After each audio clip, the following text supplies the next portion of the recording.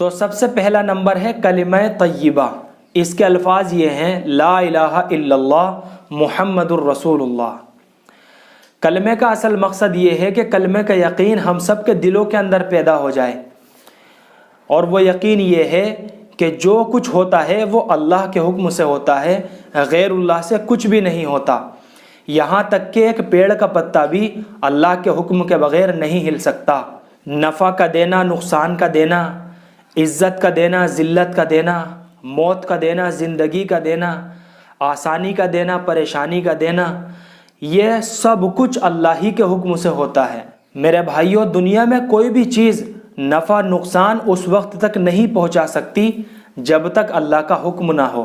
جیسے پانی میں ڈبونے کی صفت ہے، لیکن پانی حضرت موسیٰ علیہ السلام اور ان کی قوم کو نہیں ڈبو سکا کیونکہ اللہ تعالیٰ کا حکم نہیں تھا.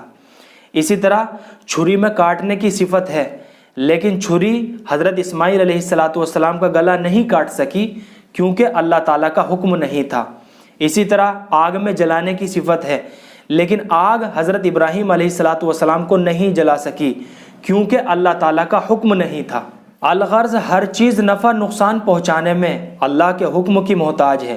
اس یقین کو دل میں مضبوطی کے ساتھ اتارنے کے لیے حضور اکرم صلی اللہ علیہ وسلم نے اپنے صحابہ کرام پر کئی سالوں تک محنت کی، اور جب ان کا یقین اس چیز کے اوپر آ گیا تو ہم اور آپ جانتے ہیں کہ ان کی زندگیاں وہ کہاں سے کہاں پہنچ گئی. اب اس کلمے کے دو حصے ہیں. سب سے پہلا حصہ لا الہ الا اللہ اور دوسرا حصہ محمد الرسول اللہ ہے. اب اس میں 4 باتوں کا خاص خیال رکھا جائے. سب سے پہلی بات یہ ہے کہ اس کلمے کے الفاظ کی درستگی صحیح ہو، جیسے لا الہ الا اللہ محمد الرسول اللہ. اور دوسری بات یہ ہے کہ اس کے معنی کا پتہ ہو کہ نہیں ہے کوئی معبود سوائے اللہ کے، اور حضرت محمد صلی اللہ علیہ وسلم اللہ کے رسول ہیں. اور تیسری بات یہ ہے کہ اس کے مطلب کا بھی پتہ ہو کہ اللہ کے ساتھ کسی کو شریک نہ ٹھہرائے. اور چوتھی بات اس میں یہ ہے کہ کلمے کے تقاضوں کا بھی پتہ ہو کہ اللہ نے جن کاموں کو کرنے کا حکم دیا ہے ان کو کریں، اور جن کاموں سے بچنے کا حکم دیا ہے ان سے رک جائیں. یعنی اپنی منچاہی زندگی کو چھوڑ کر رب چاہی زندگی گزارے، رب چاہی زندگی پر آ جائے. تو یہ کلمے کا پہلا حصہ ہو گیا. کلمے کا دوسرا حصہ محمد الرسول اللہ ہے.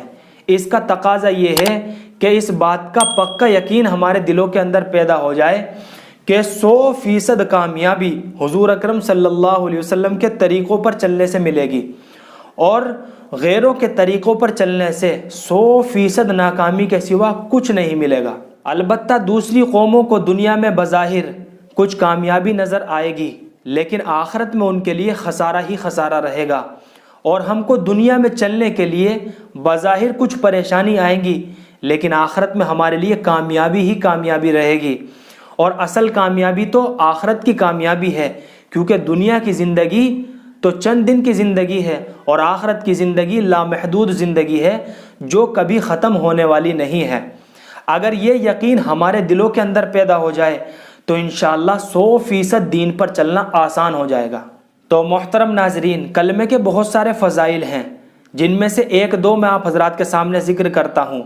افضل الذکر لا الہ الا اللہ، یعنی تمام اذکار میں سب سے افضل ذکر لا الہ الا اللہ ہے.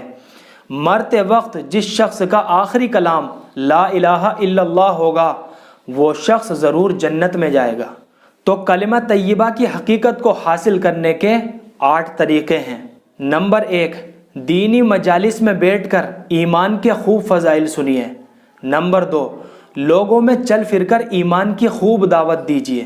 نمبر 3، اللہ سے رو رو کر ایمان کی حقیقت کو مانگیے. نمبر 4، اللہ کی بنائی ہوئی چیزوں میں خوب غور و فکر کیجیے. نمبر 5، آنکھ سے اللہ تعالیٰ کی قدرت کو دیکھیے. نمبر 6، زبان سے اللہ تعالیٰ کی بڑائی بیان کیجیے. نمبر 7، دماغ سے اللہ تعالیٰ کی قدرت کو سوچیے. اور نمبر 8، کان سے اللہ تعالیٰ کی بڑائی کو سنیے. تو محترم ناظرین، یہ 6 نمبروں میں سے سب سے پہلا نمبر تھا.